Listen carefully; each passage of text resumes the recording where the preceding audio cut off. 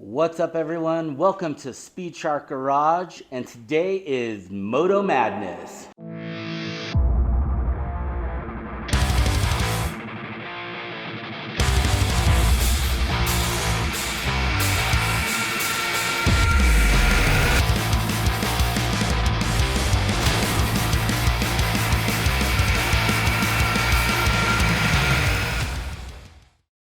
Today we have a couple things going on. I'm in my garage today, Mike's in his garage today, but we're both working on motorcycles. So I think he's going to be doing his oil change and some maintenance. He's got an XT200, really cool vintage bike. I'm not sure what year, he might tell you.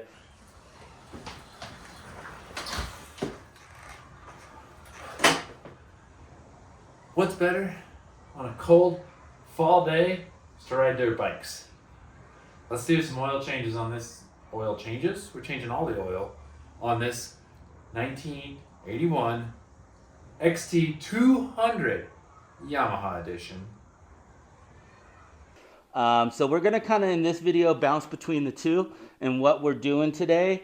And yeah, so on my side of what we're doing in this garage today, I'm actually bringing you kind of a review and sort of like what we use for actually propping your bike. This is my 1999 Husqvarna 610, and it does not have a kickstand. At one point, it had a universal one. It broke. It was cheap. Didn't really work. Plus, they don't make them for these things, at least as far as I can tell. There's no kit. There's no nothing. This is a weird era for Husqvarna. It's actually when it was owned by the Italians at MV Agusta and I believe Ducati. But point is, really unique bike, really hard to find parts for. And We've got dirt bikes also in the garage. Old dirt bikes, of course. You've seen the race bike back here, the TT500. But I like to keep it casual and cruise around on an XT200. Actually, no, I just got it running. Took it out for the first time last week, and she did okay for a 200. Being 200 pounds on a 200, it moved pretty well. Tires are definitely a street light dirt tire, so that didn't do well in the sand. But, you know, it rode good. We haven't talked much about this bike because it just kind of sits in the background. I was having issues making it run, but it runs. There's a long story we're not even gonna get into. But after driving it, getting it nice and hot for the first time, this oil was way too thin, and honestly, I haven't changed the oil ever. I've owned this bike for 3 years, needs an oil change. So I got an oil and I got filter. I'm gonna put a little heavier weight since it gets hot, even though now it's cold. Let's move on.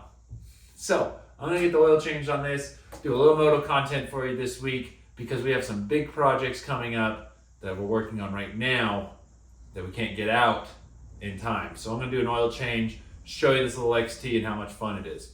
so my internal struggle with this bike has been, you know, how to keep it upright when it's parked and what's the most efficient way of doing that. And so, like a lot of people, I went with that triangle down there, and I would kind of shove it in here and bungee it a little bit. And truthfully, you know, this axle doesn't have the right like hole diameter for it to like properly be used. So I had been wedging it between, you know, you can kind of see where it's at now. But the truth is that's pretty heavy. And I had looked at a bunch of universal kickstands. Let me show you what I got. So before I jump into things, I never did an oil change on this, so I don't know exactly what I'm doing. I don't know even the filter. I have one. I hope it's the right one. So, but I did find, and this is probably no news to some people, but if your bike still has this little thing, on it, the little plastic cover, and it's in good condition like this one is, for being how old it is, it tells you everything you need to know. I was quite surprised. It tells you your ignition timing, your idle speed RPMs, which is 1250, which that makes sense now because it is idling higher, and I thought it wasn't. Idle mixture says no adjustment, so it comes from factory. Valve clearances, we are going to touch those, so we're going to do a clearance on them just to make sure because it was starting to tap. And then it says gasoline grade regular leaded 91, oiled 20W40, type SE, and does it tell me how much? It does not. I definitely thought it was going to tell me how much oil it took, but it doesn't. I think it's like 1.5 quarts, something around there. I'll look it up to make sure because you don't want to overfill it or underfill it. This came up. It just said motorcycle stand. And truthfully, it's like a prop. The things I liked about it is, and I'll show you here in a minute, the way it actually holds to the bike. It seemed to have a lot of options. And this was actually marketed as a second kickstand, actually to put under your swing arm using your regular kickstand, and you'd put this one on and it would sort of prop the back end of your motorcycle up, right? Your rear tire. So if you're cleaning your chain, oiling your chain, which you should be doing all the time, this would kind of help you with your street bike. But I looked at it and I was like, well, this is kind of what I'm looking for. Something simple, could put here, maybe on the side.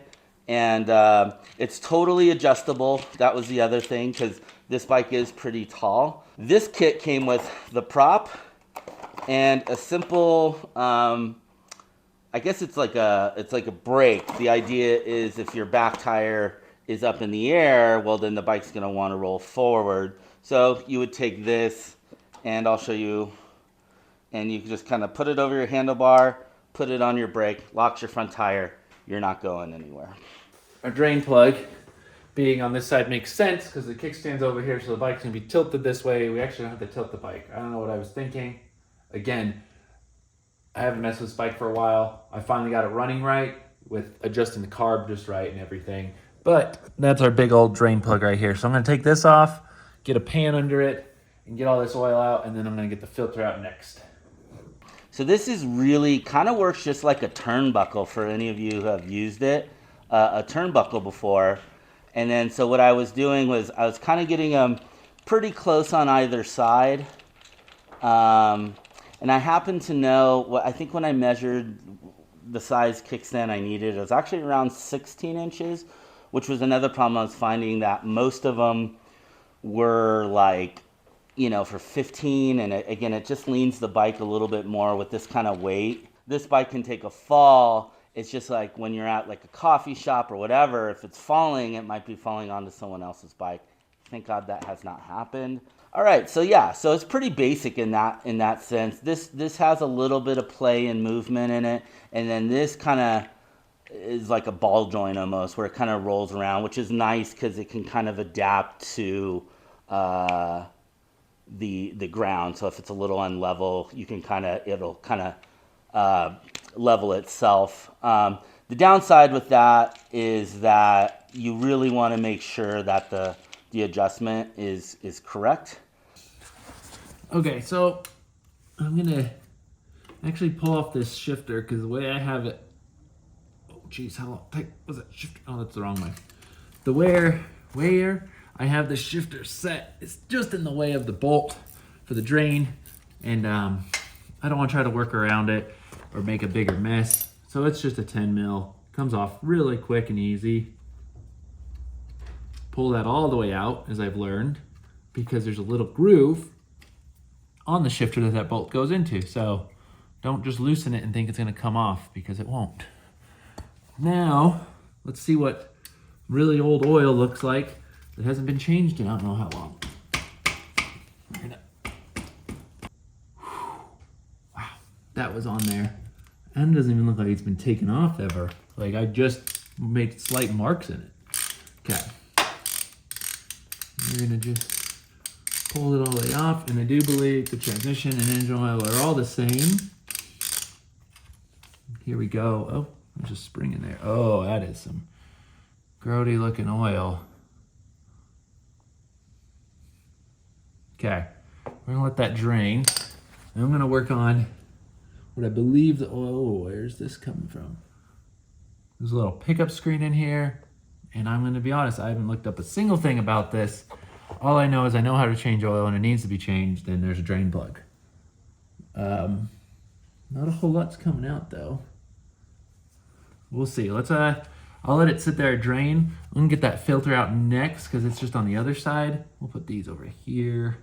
I believe this is the oil filter. I ordered probably 3 years ago, expecting to do the oil change then. And it looks like an oil filter. And the size of what would probably go in there. And there's a direction, so I'm gonna make sure whenever I pull out the other one that I remember which way it goes. So I do know this is where the oil filter is and lives. We'll just scoot the pan over. And of course, looking at this, oh wow, it's on there. And of course there's an Allen head here. Don't know why, but just a 10 mil. Oh, and our filler's right there. Cool. There you go. There's a super long bolt. That goes there. Now I found an Allen for this one. Let's start. Oh, that's a lot shorter than I thought. It's different than the other two. So each bolt is different. Cool. And look at there. Interesting.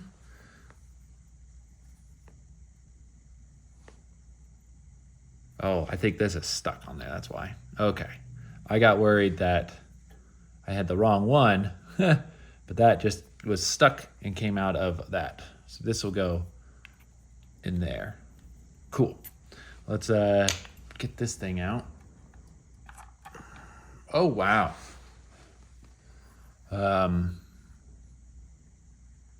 Not the prettiest there. You can see a little metal shavings. Eesh. Ooh, I don't know if you can hear that. Listen. All right, well, that's probably because I drove it with no oil, or low oil, or old oil. So, folks, don't do that. And, well, there you go. It's a pretty nasty oil filter, honestly. A little metal in there, a little bit of everything. Cool. Well, that's trashed, obviously. And I did not get a new O-ring, but this looks really good and pliable, so I'm not worried about that. And I mean, it looks like we drained a quart of oil out, which should be about right. It needs about 1.5 quarts. And I'm gonna clean inside here because there's little metal shavings in there too. So I'm gonna get a rag, clean out this oil, and there's an O-ring here too. Okay. So if you're doing exactly an XT200, I could tell you there's an O-ring here, an O-ring on your cover, and make sure you change your oil. Okay, I guess that's drained. I'm gonna tilt the bike toward me just a hair, see if any oil shows up on our sight glass. And I don't see any on there, so that's good. Nothing there. I'll just do a quick, ooh, okay. This is not a light bike. I'm just gonna set this here. I believe nope, the locks are still in. You can kind of see now they are off, and they are off. These are awesome. I love them. Kickstand. Let's see how far off. Oh, actually, you can kind of see. So I don't always use the brake stop. If you put it into gear, it's got a little roll to it. But you definitely want it to, kind of turn and go out. And that's it. I mean, I know it seems like a simple thing. And then you can turn this, get my body out of the way, and get it more tall. Whatever feels most secure. Like I said, it's in gear. It's rolled forward. If you're on an incline this way, you'd want to roll it back the other way. It's actually relatively level in here. That is where the brake lever holder comes in handy.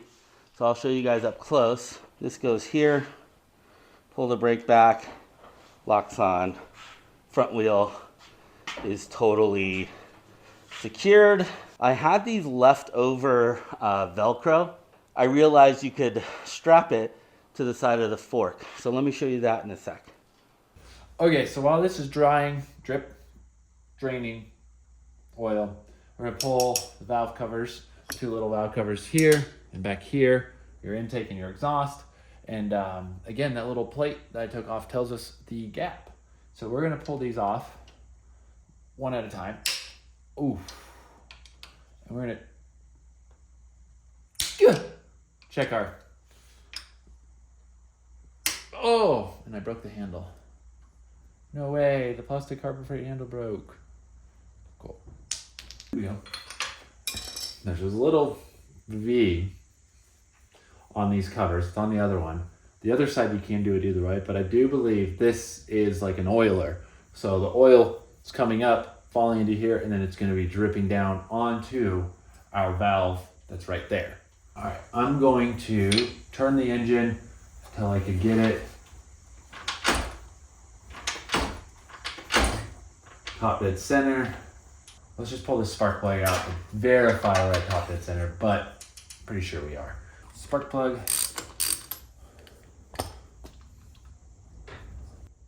Oh, maybe a little too lean. It's a little white, but it's not too bad. You tell me, I don't actually see anything wrong with that at all. Maybe a little too slightly lean, but after running as hard as I did the other day, I'm not upset about that. I'll definitely make it a little richer, but it's looking okay. Zip tie method, if you've never done this, to find top dead center, you can, yeah, see, we're at the bottom.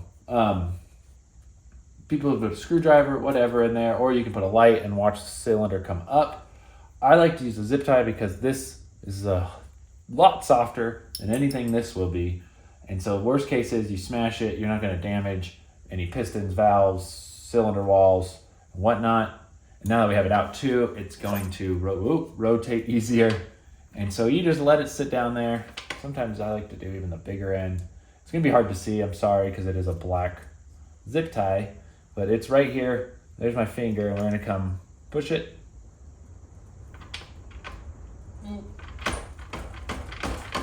Just sucks because the movement is so fast with the Kickstarter. And it should, one kick should bring it right to the top. There we go. So you can see this is going up and down. If you can. See, there it goes. Comes back up.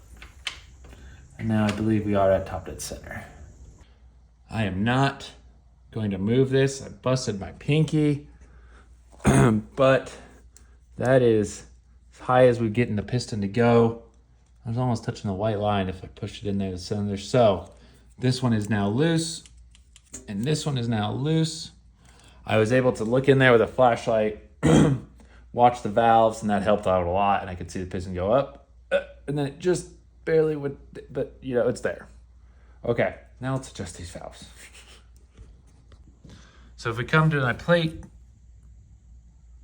0.07 for the inlet, and exhaust is 0.13. And before I go do this, because it's gonna be hard to hold the camera and show you, I'm just gonna demonstrate real quick kind of what the game plan is. You take this 10 millimeter, you break it loose, that nut, it's loose, it doesn't look like it, it's loose. And then I just take a pair of little pliers and turn a little nub in right there until I get it set right down here. So we're gonna do that now, and I need 2 hands for it, and it's hard to see because it's dark and whatever, but that's what I'm doing. Taking this little 10 millimeter, loosening that jam nut, and I just take like these pair of duck bells, and I can grab the little end here, and I can turn it in and out. And now I've completely messed it up, so I'm gonna do it the right way. And I've already loosened everything up.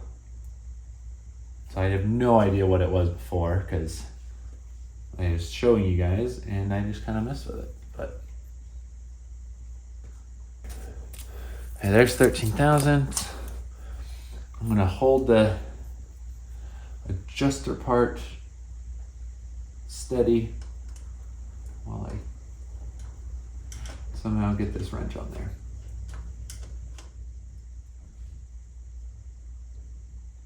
Tighten it. Now that it's tight, we're gonna double check, and I just closed it. So I'm gonna find our 13 again. You know, it's a little tight, but that's not too bad. I'm gonna leave it just because of how clickety-clackety it got riding it. A little snugger than I like, but it's gonna work good. I'm just gonna put our cap on now so nothing falls in there or happens. Okay, so I just knocked out the intake side because it was basically there. I didn't need to adjust it really. And we'll put the cover back on. Again, this little V thing at the top, from what I believe is correct. And then we'll get this one on. I'm gonna get that plug back in. We're gonna get oil in it. And now I'm repeating myself.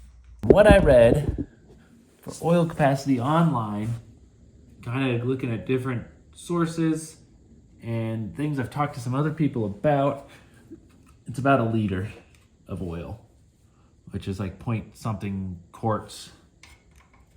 Not 100% sure, but the spring is just held in by those little forks. I'm gonna stick it right back in there. We're gonna tighten it down.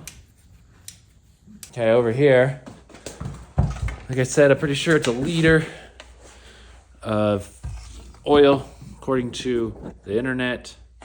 And we have the best you could get, the Yama Lube. I mean, I figure that's the best bet is just order it what it says. The Yama Lube. This is, I did get a heavier weight. It calls for 10 W30. I think on here it says 20 W40, but I got 20 W50, so it stays a little thicker on that cold end, right? That second number is for the cold. So that one's for, yeah. So it's slightly thicker, which that's fine with me because I definitely needed it.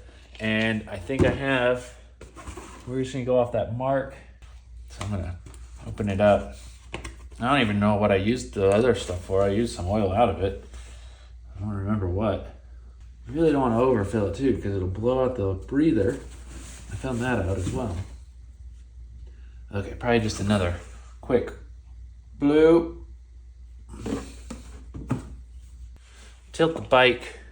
We're gonna look at the sight gauge there and see if it shows up. We still don't have any. Oh, it's coming.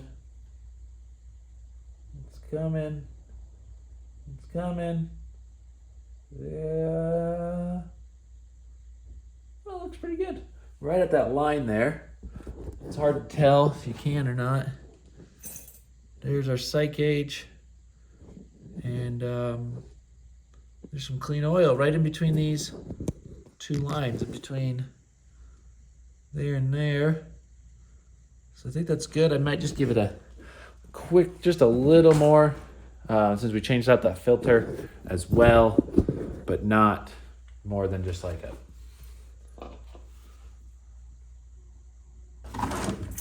Whoa, let's put our cap back on.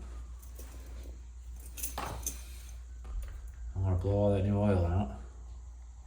So yeah, it's it's a liter of oil. It's a good start. And I'm fairly confident that it'll be fine, even if it's slightly low. That's enough oil to lubricate everything when we start it. So give this a couple kicks and see how it goes. Okay, so these are those actually Velcro straps. I think I got these off of Amazon for like, I don't even remember. Again, it was a huge pack, and I was using them to sort of like, you know, wrap up some like cords and hoses and air hoses and all that stuff. And yeah, they were super cheap, but they're actually pretty sturdy. I just wrapped these guys around like so, just making a small loop, just enough so I can get the head of this in. I kind of put it up right up against that, like, so it kind of secures it in. I don't know if you can see that right here with the top clamp. Kind of prevents it from moving. Strap number 2, very easy. And these straps get pretty tight. And you can see it's on there really good. There's a little bit of movement. And like I said, you can see where it hits the triple tree there. So I may wrap it in some electrical tape. The other thing I had done actually too, just because the brake is kind of handy to have the little parking brake lever thing, is got another one of these and just kind of did a very similar thing where I just wrapped it around here. So I was just kind of putting this thing like through here. I kind of put it even to a little forward. I don't know if you guys can see that. So it's kind of bumped up against this so it doesn't want to move too much. And you can see there, you know, doesn't really hit anything.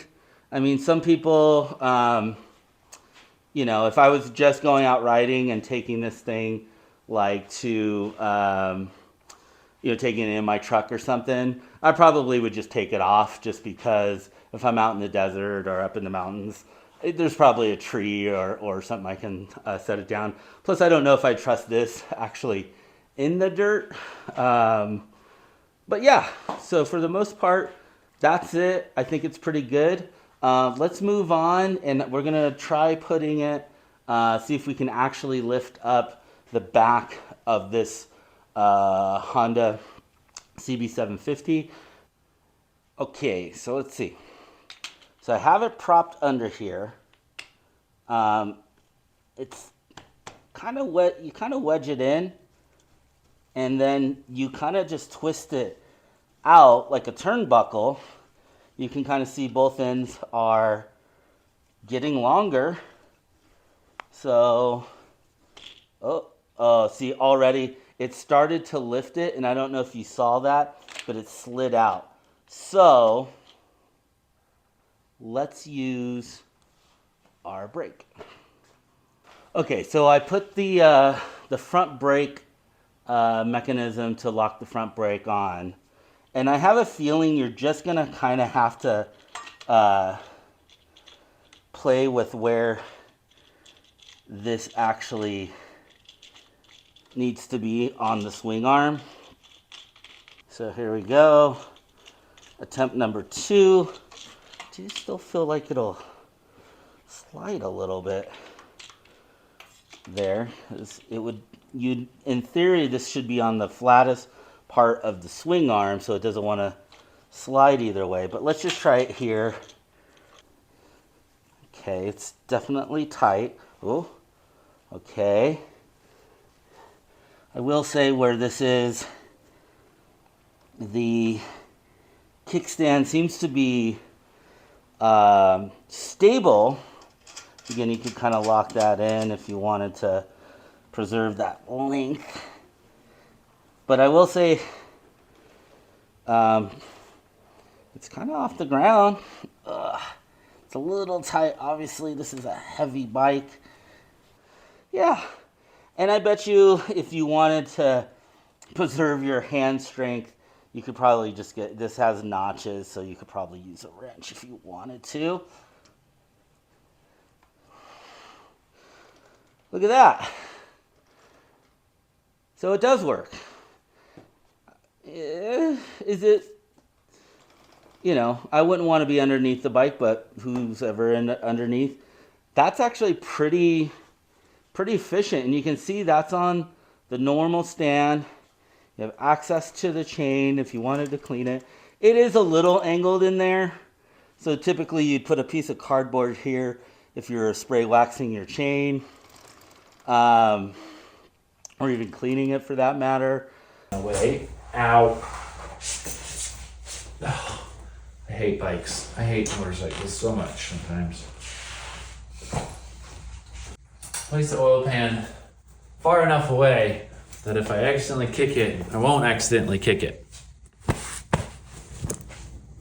Now, this bike, like I said, I've been riding it and it was running So let's make sure it's still running. We're gonna turn our fuel on, which petcock still leaks, but that's something I'll figure out later. Oh yeah, we'll choke it.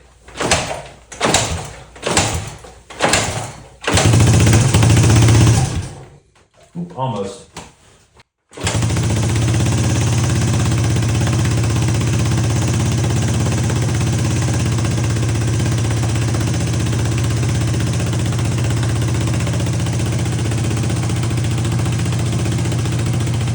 There you have it.